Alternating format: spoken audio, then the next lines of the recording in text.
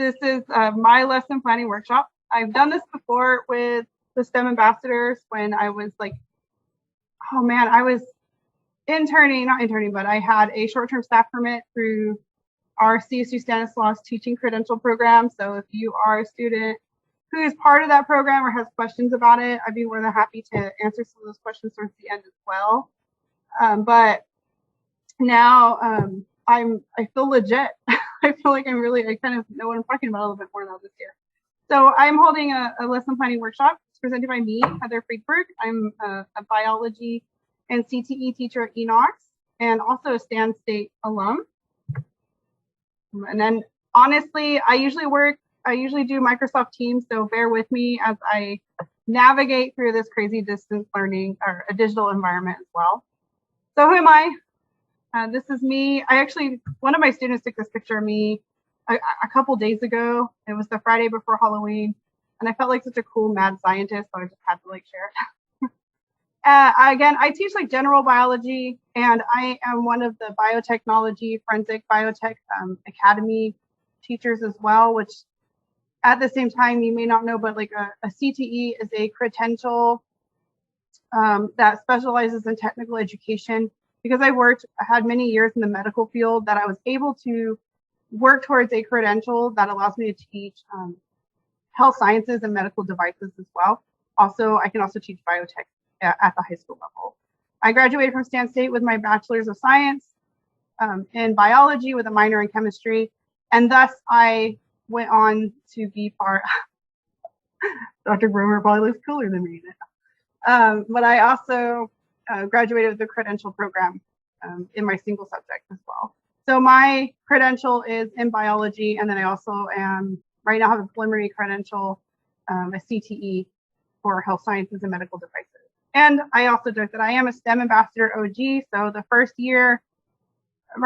year that the STEM ambassador program began, I joined the STEM ambassador program, created a lot of outreach movement in that program. And if it wasn't for that program, I wouldn't be as where I am today for it. Honestly, like there's so many hours, I was able to just kind of play with lesson planning and do whatever it is that I wanted with Dr. Grosvenor's paycheck as well.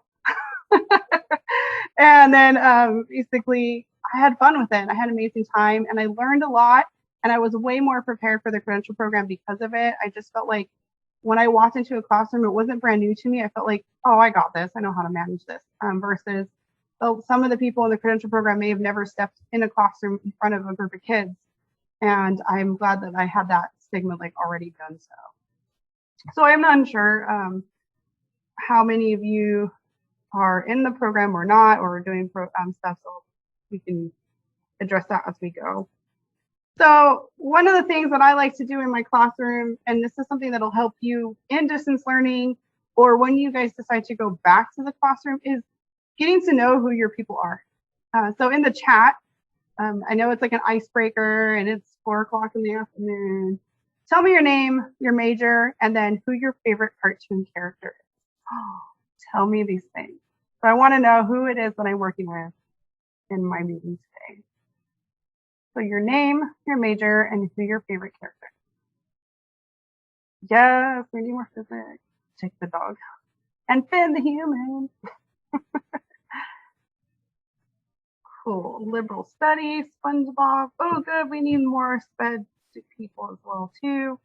Scar. Ooh, you rebel just like me. Good.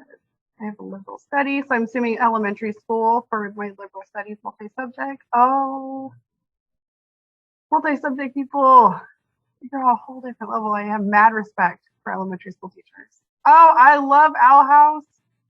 Okay, so notice how I'm sitting here and like having conversation with the chat. This is something that I used when we were teaching distance learning last year, is to kind of, even though you're by yourself in a classroom like I am right now, or maybe you're doing a demo by yourself online for a group because of outreach, I am addressing you as you are typing in your answers. So like I see Madison, who's also liberal studies, any Disney princess. You know, my favorite is Ariel, hands down, or Merida, because you can't see it because my camera is not working because I'm on my district laptop. That's not allowing me to use the camera, I guess. But I have red hair, and that's fabulous. And it's okay if you, and then of course, like it's okay if you don't watch cartoons. It's so cool. Powerpuff Girls is a throwback for me. Yes, I love it. I love anything Disney. And my students literally will find out later that how much of a hardcore Disney fan I am. So if you end up being in a classroom, you just play off this. This is how you get to know your students. This is how you do your icebreaker. Because anything in classroom management, when they tell you it's about relationships, this is where it starts. It starts right now. This is where you start addressing your people and getting them included, making them feel them that, oh, the teacher sees me. I'm part of what we are doing right now. Oh, my daughter loves Cinderella. She dressed up as Cinderella for Halloween. So thank you guys for your responses. It's good to see. So I noticed that I do have a lot of elementary school majors I'm going to try to help you as much as I can talking about elementary school. I have done several elementary school outreach stuff with STEM ambassadors, but I decided that the older kids was more my fit because I'll be honest with y'all. Like I remember when I was doing a second grade activity, we had, I think it was like a school from Sacramento, if I'm correct, some pre, that we had a school from second graders came into our campus, and I felt like it was like herding squirrels all day. When we were walking by that little walk, where the little nature walk is, out in front of Naragi, and the kids in the water just came so close. But it was a good time. It was a good time. All right. So lesson planning, where do I begin with this? So you have perhaps given a task with, okay, you need to lead one of our outreach work. So like, where do you even start? So some of my advice to you, like what you want to start, like what topic do I want to do? What do I want to teach? First, of course, ask your STEM ambassador team what materials are available. Ask them like what kits do they have? What is a common thing that's more comfortable for you to do? What is available for you at your disposal? I don't know, like I use the Ozobots like an insane amount. I know that we have cell models. I know that we created the cell models. I don't know what else you guys have right now. It's complete, but I definitely use the tools that the STEM Ambassador program had. Also, maybe plan something that you know. Do something that you're comfortable with. Do what you love about science. Because if you do something that you're just kind of up there and like, yo, this is density and their layers are here, that's what it is. Like the kids are gonna feed off that, especially the little kids. If you're not energetic up there and you're super excited about it, they're gonna be super excited about it. So you gotta like do a lesson that makes you happy too. And even in teaching, it's an advice to future teachers for myself. If I'm every single day and I'm just doing the lessons and I'm doing lectures, I get bored and I want to entertain myself too while I'm at work. So I'll just throw up a lab real quick and be like, yes, now I'm entertained. So the kids are going to be entertained too. And then when we go back to the classroom and you guys are able to work with teachers, always ask the teacher that you're helping. Maybe they're in a certain unit. I remember I worked with a teacher at Turlock Junior High. And I'm like, what are you guys learning this week? Oh, they're starting to learn about photosynthesis. So research activities that go with photosynthesis and see what you can do for them and throw some ideas. And the teachers are always there to help. And you come into the classroom, that's amazing to us. Looks cool for you, looks good to us, to the district, that you guys are there doing the thing. So communicate with the teachers and we'd be more than happy to support you. And then last but not least, if you run out of ideas and you don't want to do, I've used Google, I've used Pinterest, and I've even used teacher pay teachers. It's a shame as it is, but in a tough situation, teacher pay teachers are best friend because it has lessons and labs and things like that already pre-made. You just got to give them a couple bucks and they'll do the thing. But of course, you also want to reference where you got your materials. So if somebody asks you, well, where'd you get this lesson? You got to give credit to where you got that source from too. And then Pinterest, it really does have some good ideas other than like home deck before and all that stuff. So this is where I would start in our lesson planning process. We do, in general, like to use something called the 5E, 5 E's of lesson planning. And we kind of scaffold this out into a document. I did forward a simplified document that I found online for the 5E. I know the credential program has something a little bit more in depth, a little more different, but for somebody who's never taught before, who's never thought about lesson planning before, this 5E process works pretty well for you. And what I mean by that is the 5Es are steps in which that you would think about within your lesson, like the engage, the first E is like, how are you going to hook your students? How are they going to be interested in this? What are you going to do to hook them? Sometimes people will do like a quick demo. Sometimes people will show up and do a little video. Sometimes people will ask an interesting question and get that conversation started. And the nice part about engaging too is to check for past or prior learning. So maybe you are going to talk about biomes. And this is a real story because I teach sophomores and I teach seniors. My sophomores, I was going to teach biomes. And without checking for prior learning, I didn't realize how many students didn't know how to read a map.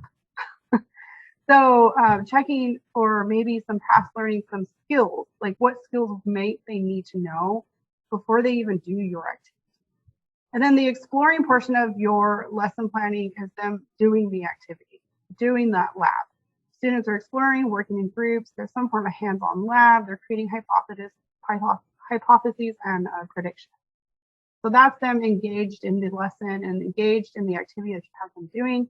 And then after they're doing that, then you can kind of even take it a step further and start explaining to them why they were doing what they're doing. Explain the mechanics behind forces. Explain the mechanics behind force and motion.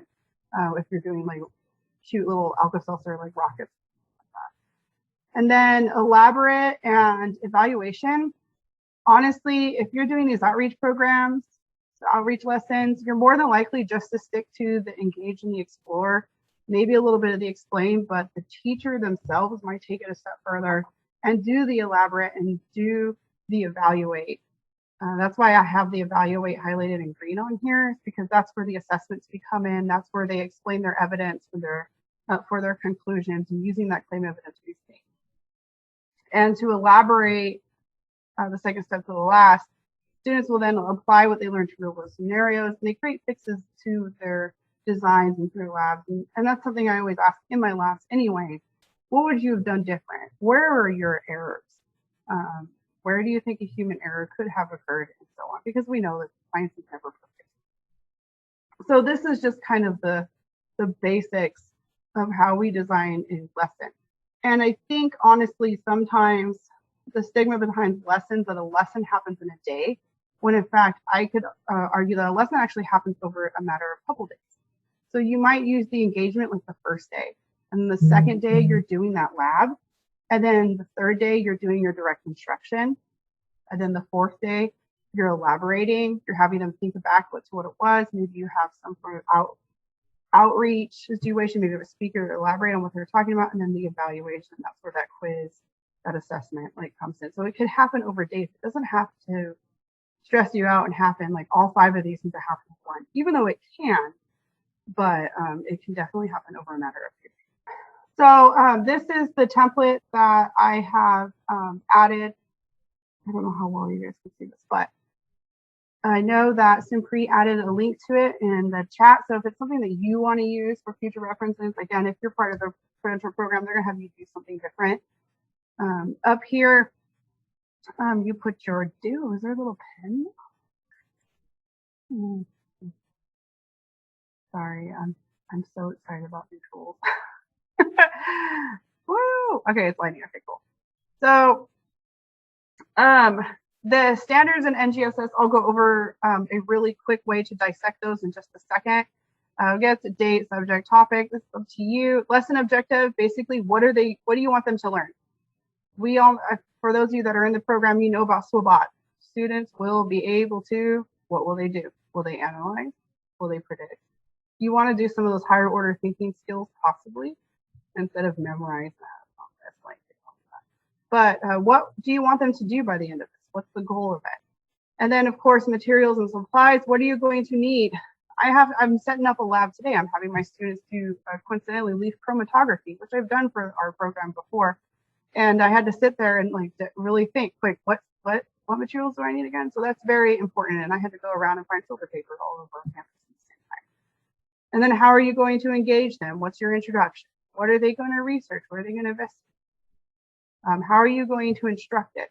Sometimes explore and explain can kind of go together. They might be exploring material, but you might stop and have moments of instruction as well. And then elaborate and evaluate, honestly, like I said before, would more than likely be up to the actual teacher. So for our outreach program, exploring and engaging is definitely key because you want those kids super excited. And the beautiful part about our outreach programs that STEM ambassadors use is those kids want to be there. And they're super stoked about whatever you pull out of your hat. They're going to be excited about it. Okay, so back to our NGS standards. So I was talking about how the national, oh, I can't see this. So through NGS, the Next Generation Science Standards, who needs them? I can't. So I need them. I need them to follow the rules at school and be a good teacher and not just like randomly do glow stick science on a Friday before Halloween. I mean, that's okay. I honestly, like when you go on to be a teacher, depending on the district that you work for, it's not always super regimented. You have to do these standards every single day. Right now in education, and for those of you who may have been in the classrooms who may have not been, there's a huge focus on what we call social emotional learning, where it's about the students' overall well-being. Are they happy about being in class? Are their needs met? Are they mentally like doing okay? Because we're seeing a huge drop off in mental health in our schools right now. And if you're able to kind of do these little SEL moments where it doesn't necessarily have to be content related, but it's to do check-ins, it's to make things fun, it's to make kids want to be at school, feel safe, and feel, I don't know, like loved, I guess, but right? Like they want to be there and you want your kids to be there. And so the NGS standards, you can do that with them too. But and ideally, like you in the classroom, SEL right now is like being pushed immensely, at least in my district. And when you can connect your standards to the things that we're doing in our outreach program, especially when you're working with the teachers, it ends up being gold for them because it's a checklist for them as well. And it's practice for you for the future credential programs. And my thing that I learned about how to read these NGS standards, and unfortunately I didn't learn this until my year of induction, was using the evidence statement from the NGSS website. And it's going to help you out a lot. And let me show you now. I didn't get this instruction when I was in the credential program, but let me show you. In the link down below, I just chose a random standard, specifically middle school. I taught a year of middle school as well, and I learned a lot. In that year, not only did I learn how to practice standards, but I learned about classroom management and how effective like relationships really are in the classroom. And here is a standard on the NGSS website. The MS right here that you see stands for middle school. The PS stands for physical sciences, also known as like physics.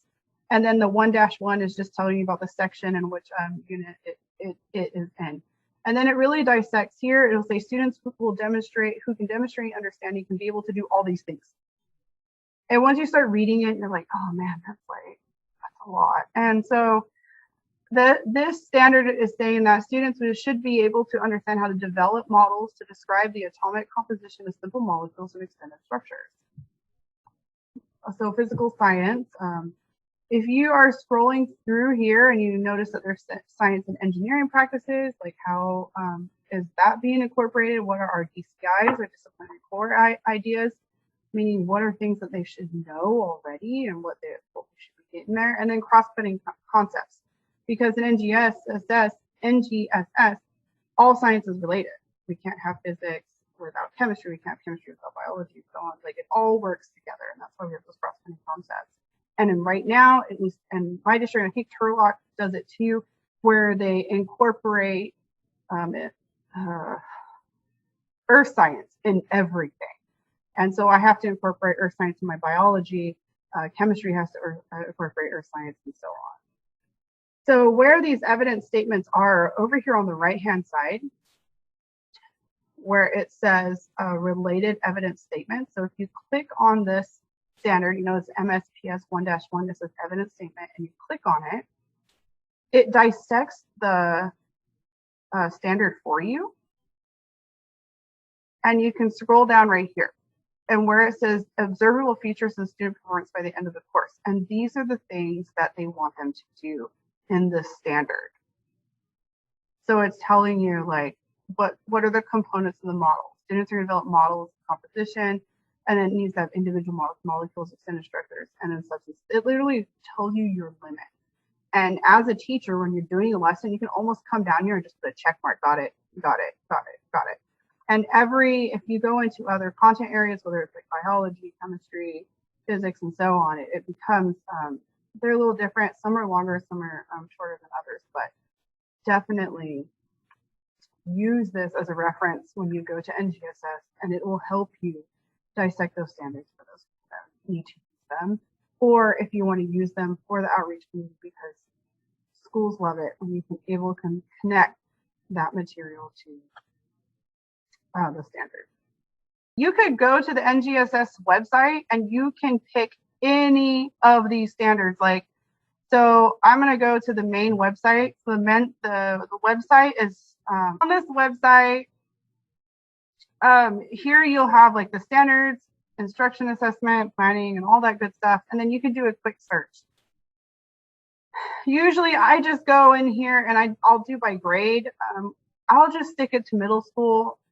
I don't want to bore you with my high school stuff, so I'll stick it to middle school, and then disciplinary. So you can change what areas you want to look into, or your disciplinary areas. Let's see. I like doing forces in motion, so we'll click on forces in motion, and then it'll search which standard do I have, and then here it's giving me all the standards for forces in motion. So you have 2-1, 2-2. And I did a really cool water bottle rocket experiment with my 8th graders for this. And you just click on it, and then it takes you to that main page again. It's dissecting the standard, tells you what it is, and then when you scroll down again and you look over to the right-hand side, it'll say evidence statements right here. And so you click on it. And then this is the evidence statement for this one. And then it'll tell you using scientific knowledge to generate design solutions. And then you can literally, like I said, again, just go through here and like, do they know about how Newton's third law will be able to apply to a design, which is why I did the water bottle project and so on. This is glitching out, but so you can do it with any standard on there. I'm assuming it's like the same for elementary school. Let me see if I can find one for elementary school. My daughter is a first grader, so let's see what she has to learn. Ooh, now I'm excited. I'm going to teach this. So here's the motions, force and motion for like first grade, K through, what do they have to know? Now I'm interested, guys. So here's the evidence statement over here for them. Oh, this is cute. So with guidance, students collaboratively identify phenomena under investigation, which includes the following effects: different strokes and directions and pushes and pulls of an object. Oh, that's so cool. Okay, now I'm going on tangent, but this is cool. So it'll also show you what your elementary school students are. All right, let's continue our lesson. Okay, so I wanted to throw in just some generalized like tips on presenting a lesson digitally. I know it's really nerve-wracking at first, and I still feel bummed that you can't actually see my face because it's more effective that way. But maybe next time when we can do Teams personally, or maybe I just use my other laptop. But tips on presenting a lesson digitally. Okay, tip number 1. This slide does not represent tip number 1 because if you're presenting, keeping slides simple is key, and this slide is not simple at all. It's very wordy. There's no pictures here. This is not a good example of a good slide. So when you're presenting, make sure you're keeping your slides simple with just key terms and lots of pictures, because especially if you're dealing with students who are English language learners, and science vocabulary is it's like a whole nother language, it's a whole secondary language that we all have to learn. And providing pictures with vocab is great for differentiating your lessons. Make sure when you're presenting to kind of like slow down a little bit.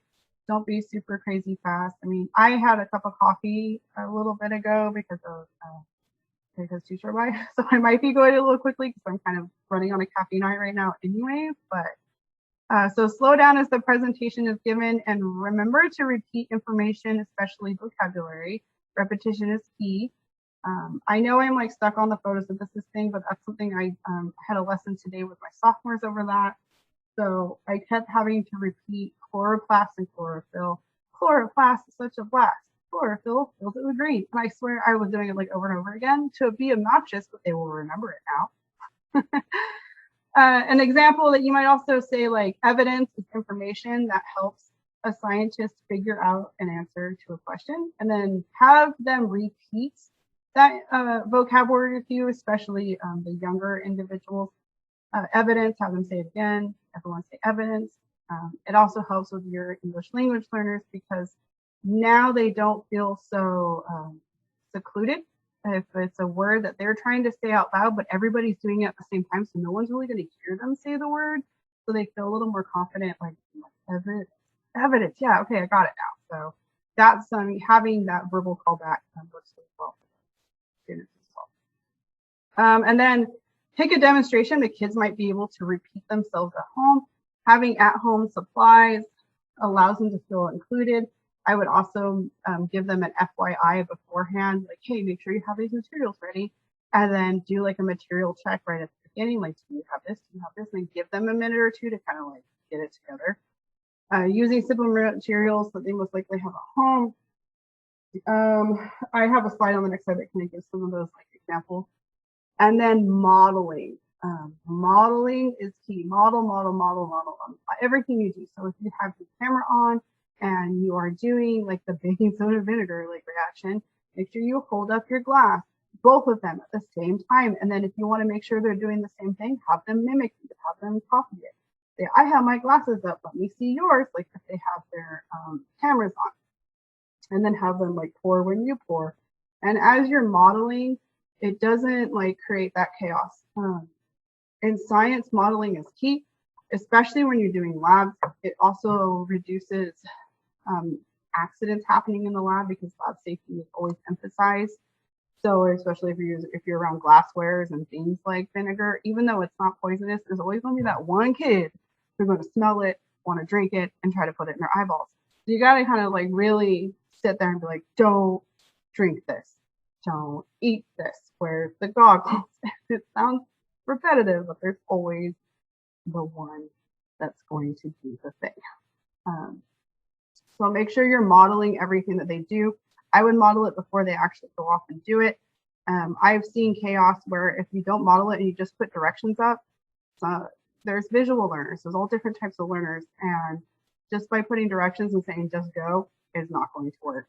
So make sure you're demonstrating how you want them to do the thing so that they can do.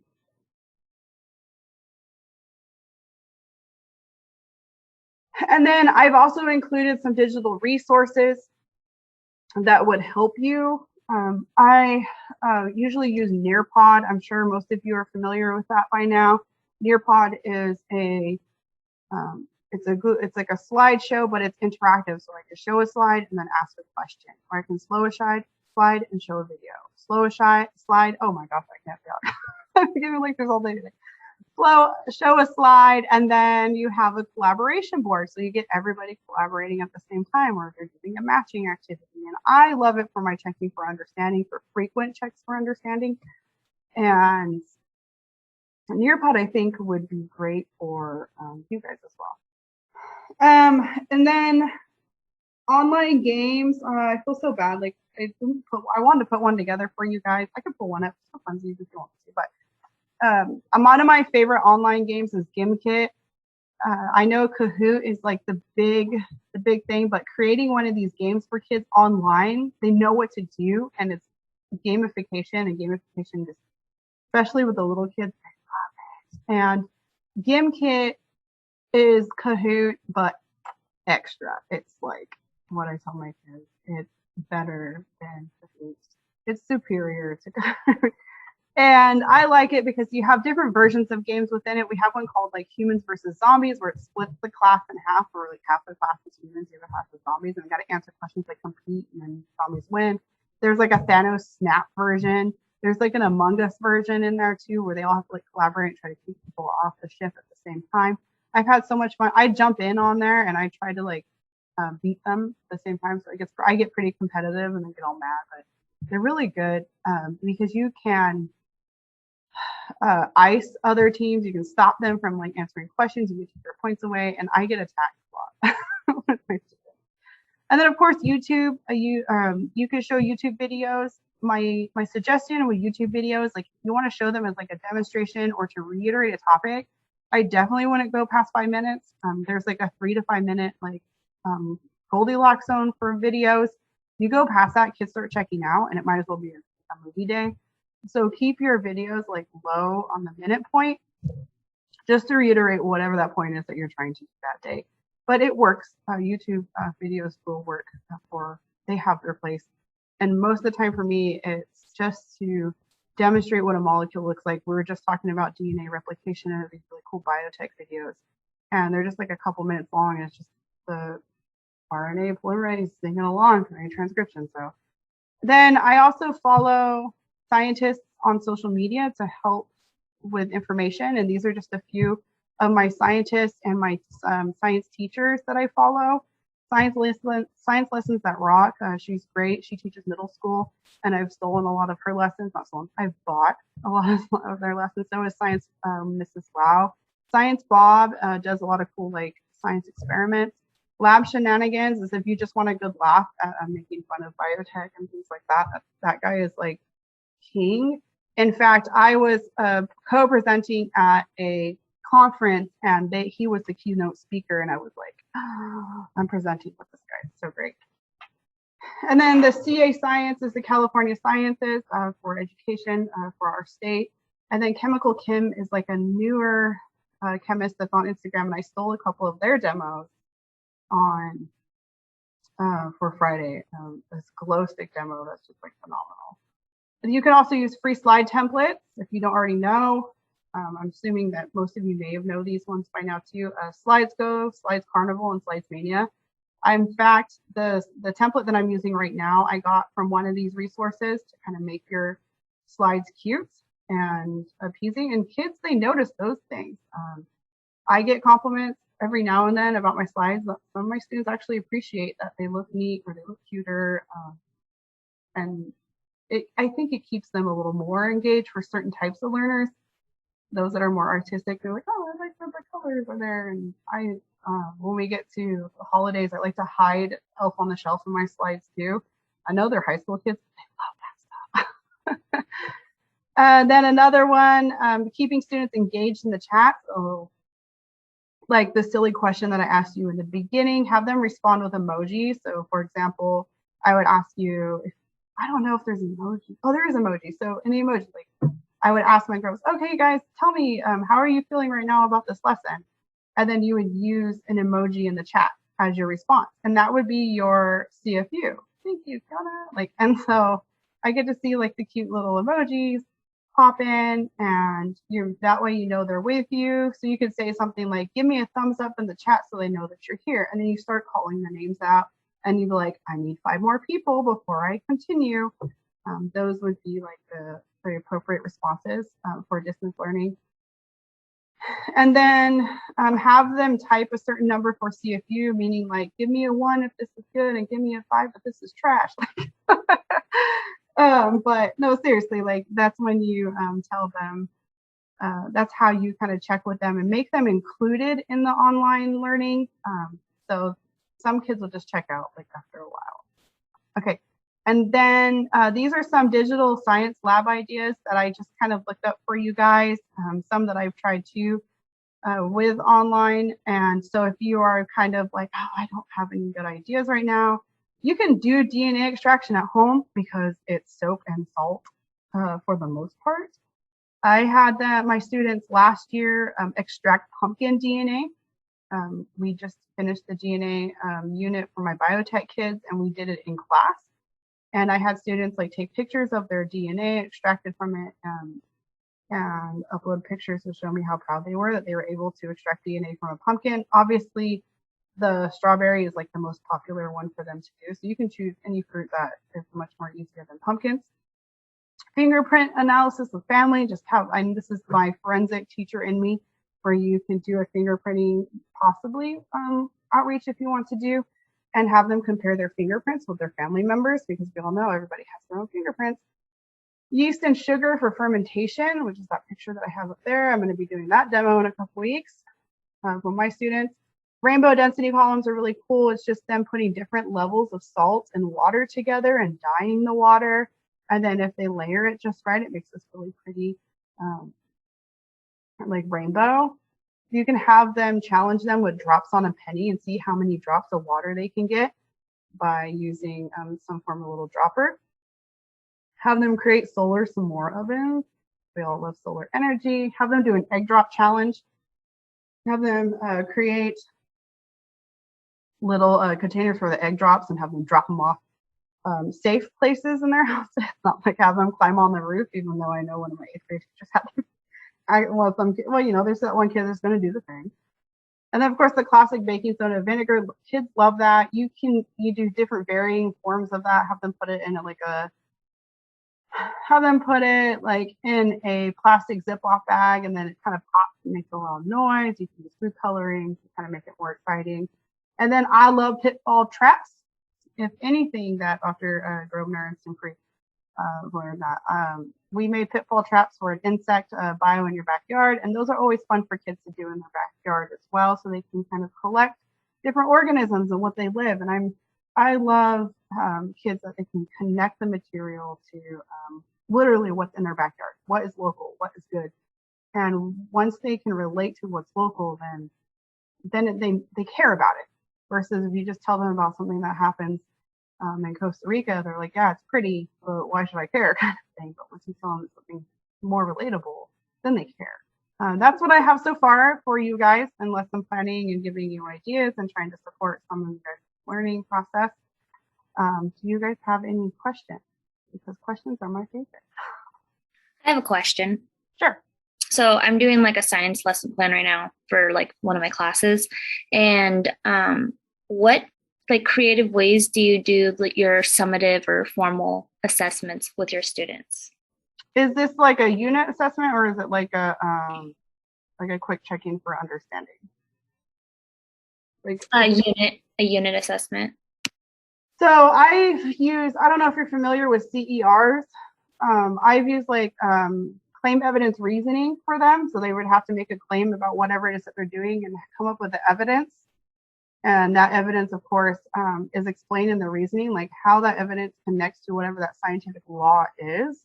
And I actually did that for my TPAs. I used the CER as one of my formative assessments. I've also used, if you want like quick CFU moments, I've had like these really cute like green and red. Are you in person by any chance? No, we're online. Oh. You can use a Gimkit or a Kahoot as a quick assessment. You can use Google Forms and create a quiz on there for assessments. You can use the chat as an informal assessment, but like how I was talking about with the emojis, you can have them add pictures or something like that for understanding. You could create collaboration boards for them to do self-assessment with each other. Another really great program that I would do for self-assessment boards is through Google. It is called Jamboard. Jamboard is like it is like Padlet but better, because you can kind of like mitigate like what they're doing. Those are like some of the ideas that I have so far. I hope that helps a little bit. Any other questions? So for workshops and things like that, for me to basically, if you're going to be a teacher, oftentimes like your district will start having like professional development moments for you. But if you start connecting through social media, through certain science teachers, there's also like an NGSS science teacher group that's on Facebook, and they'll also recommend conferences. I know that the California science teacher was it the, oh gosh, I can't remember the name of it. The science teachers of California, they usually do a conference every year that allows them to give a lot of networking opportunities for teachers. And they may just had it because it usually comes in October, and that one was also virtual as well. So if you look up a lot of NSTA, the National Science Teacher Association, will also have opportunities for conferences for teachers to do these online workshops like this. Livermore Lawrence Lab also has workshops online. I actually did one for technical writing, but they have ones for other things as well. So I would definitely tap into that. Some of these platforms like HymKit, Kahoot, and Nearpod, Cami's another one that we use. They also sometimes will do their own workshops to help with tech as well. So I would definitely reach out to the bigger organizations for science teachers, and they will also hook you up with some workshops. Oh, probably more of a hands-on thing, but so far with distance learning, what's the most creative way to engage the kids that are logged on but are obviously doing other things? So our school has this like beautiful thing called NetRiff, and I can see what, like, my school is in person. We're fully in person. When I was dealing with that in distance learning, I would use the NetRiff and like kind of cut them off of like the YouTube or coolmathgames.com, which is like a very popular website that they like to log into. The way that I kept them engaged is like I would include them in conversations. I would start calling them out and their names in the chat. I'd be like, hey, do you have an input for this? I would have them meet in breakout groups and have them collaborate and come back and we would discuss things as a group.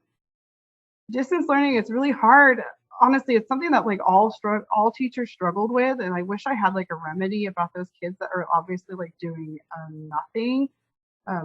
If you really want to get technical about the whole classroom management thing, you make a phone call home and try to manage it with the parents.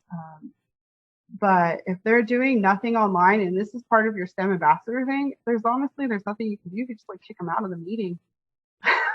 And that's what I would do. And then if they come back, they're like, oh, I'm sorry, I didn't see anybody there.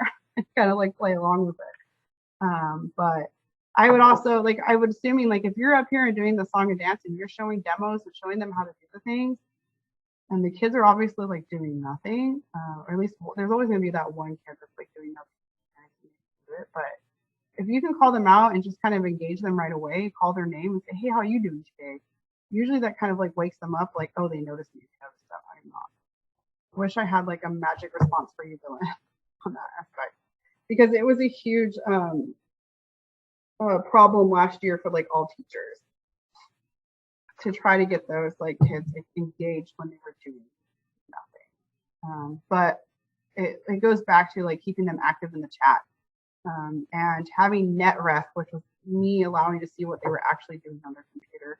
And I could drop them a private message through that too to help them know, like, I am always watching. I keep in my mind, I go, wait time. Always have wait time. I love conversating with future teachers and networking with you guys. If you guys ever need any classroom hours, you want to come observe, my classroom's always open. I need some help.